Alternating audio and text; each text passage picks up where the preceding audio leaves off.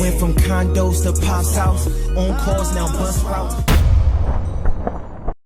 All right, Into Us family. So, you all have had to hear about the D4VD, also known as David case, in regards to the young girl who was found dead in the trunk of one of his cars. So, there's been an update to this, particular case almost every other day. And just recently, a private investigator, was hired, and he got some information that I thought would be interesting for people to hear. This case have taken so many left turns and angles, more angles in directions that I've probably ever heard a case take. Usually you either hear about, suspects being picked up right away and the case getting solved eventually, or you don't hear nothing and a year later you hear about somebody getting picked up or something, right? With this case, we've been getting an update every other day, but it's almost like a cat and mouse game, because you hear, oh, David is being looked into and interrogated, but then he's let go, and now he moves to another house, or now his manager is being investigated, and interrogated, and he's let go, and now they got this person who they bringing in to talk to. It's something different every single day with this case. So let's just go on and listen to what the private investigator, have to say, and also just to get any updated information that's going on right now, and then we'll come back and talk about it a little bit. All right, let's go.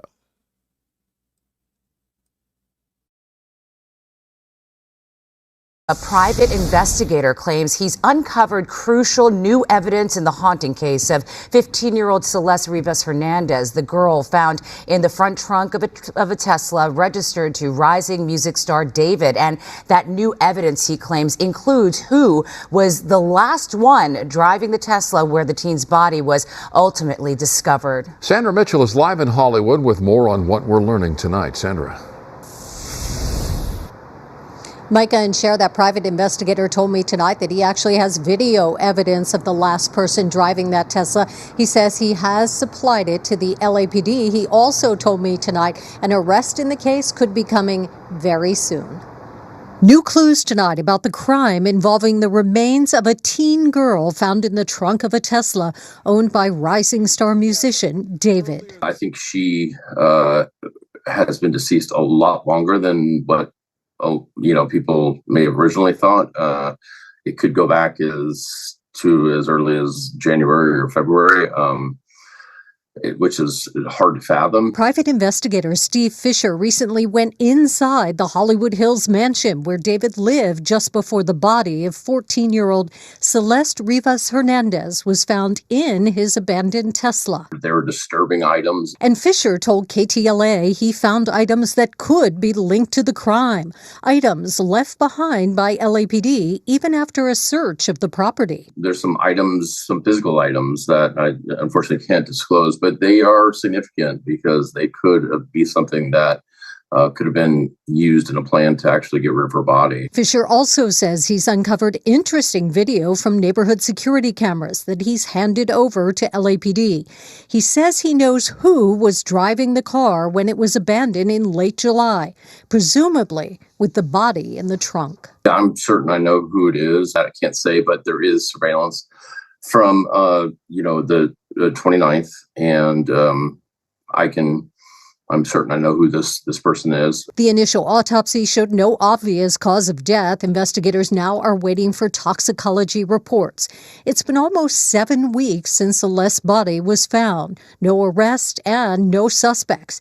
David, real name David Anthony Burke, has not commented, but he did cancel his world tour, and he has not been seen in public since then. It's been shocking how silent he's been for somebody that really lived online, and not only him, but the people around him and his immediate orbit.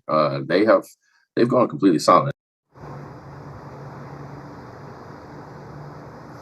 So we do know there was at least one crime committed, concealing body. When might we expect an arrest in the case? The investigator believes that LAPD is waiting for those toxicology reports, which could come any day and could indicate a more serious crime. We're live tonight in Hollywood. I'm Sandra Mitchell, KTLA 5 News. Sharon, Micah, back to you. Wow, man. Like I say, there's something new that you find out about this case every single day. Every day, man. Every day there's something new. You know,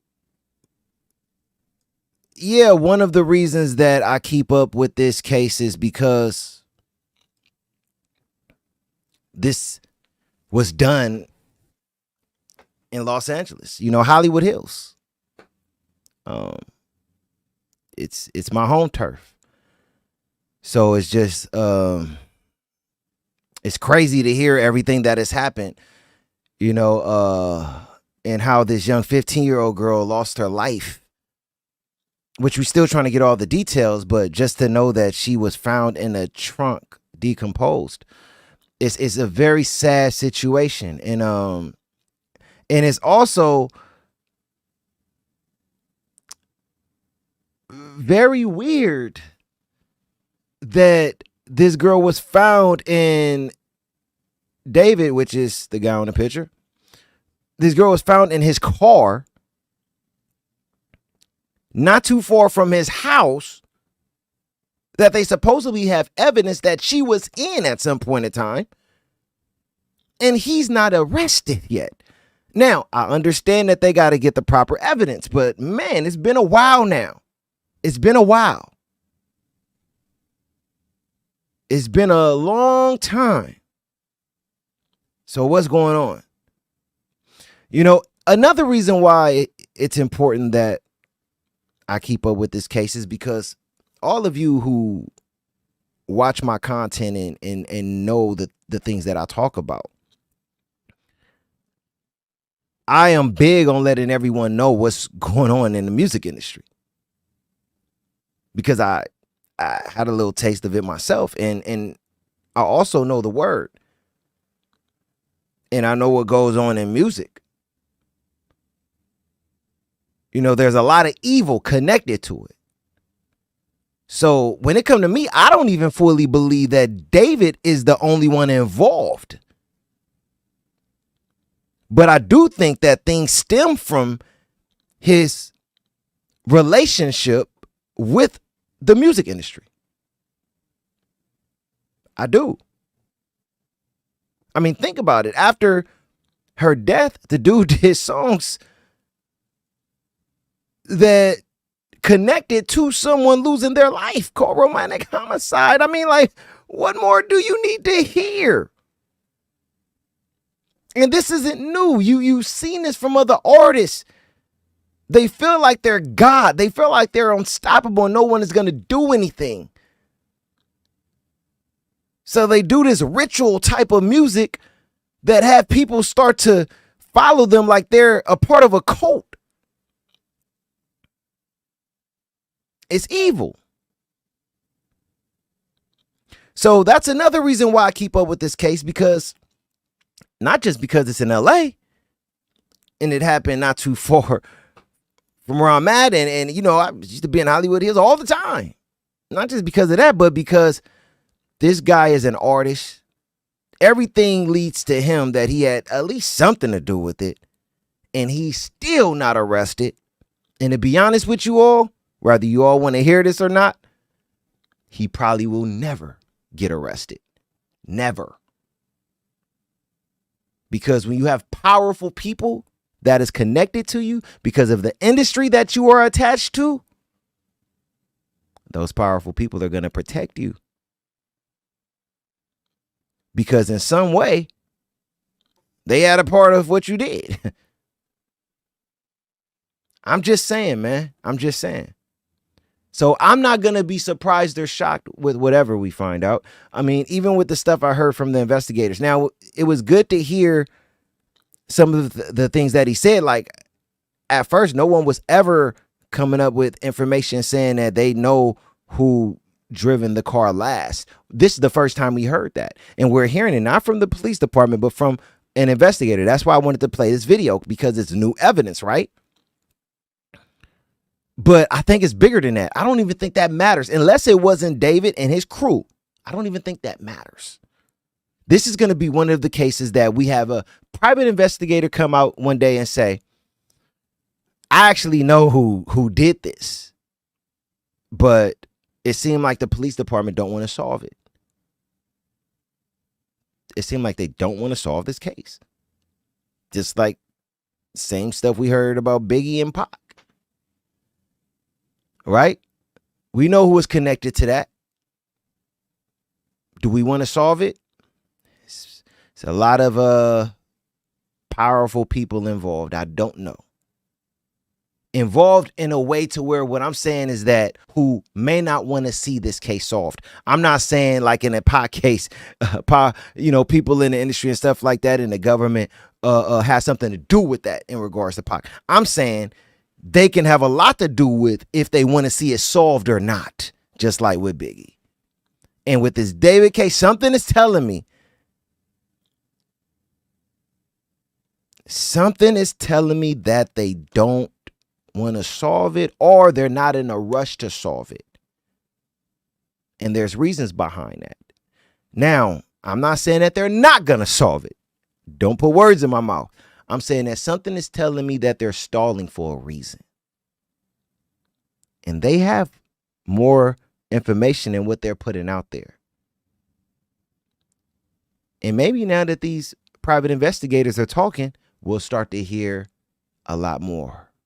Faster. So, all right, man, I'm gonna leave it there, man. At the end of the day, my condolences. Sorry about that. My condolences. Hey, shout them out too, man. But my condolences go to Celeste's family, man. She was 14, man, when she died. 14. Every time I think about it, I think about, when my goddaughter was that young, or my sister, or if I had a child. I think about that because I'm very sensitive when it comes down to young girls. Very protective over them. I could never look at them wrong, put my hands on them. I always tell, my girlfriend, I always tell her that, hey, if we had a daughter, I can't do anything when it comes down to her. You have to do all the discipline and everything. I can't do nothing but tell her yes to anything that she wants. I'm so sensitive when it comes down to little girls, man. Like they can have the world when it come to me. You get what I'm saying? That's just how I always was about girls, right? So, my condolences go to the family. It's sad what happened to her. But my prayers go to David too. Hopefully, it's hard to say he didn't have nothing to do with it, but I'm praying for the young man. I'm praying for him because maybe he's caught in a trap that he just can't get out of. I had to show him that I wasn't the